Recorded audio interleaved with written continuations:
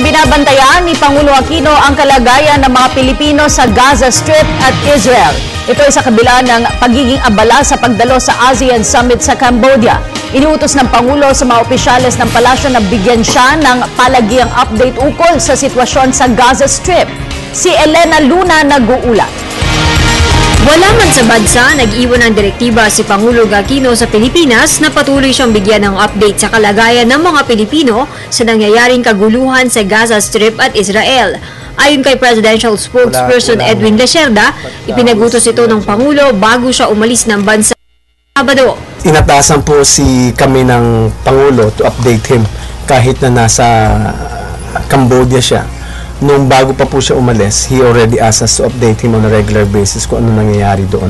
Si Secretary of Foreign Affairs already briefed him on the way before he left for Cambodia.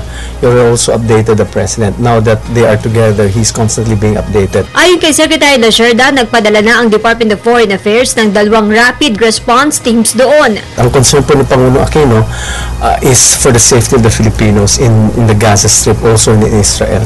So that's the reason why we're sending the DFA is sending teams to monitor the safety of the Filipinos there.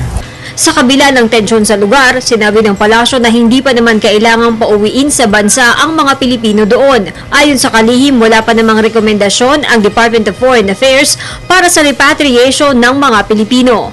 Nasa 100 ang bilang ng mga nasa Gaza Strip, habang may 41,000 Pilipino sa Israel. Para sa Telebisyon ng Bayan, Elena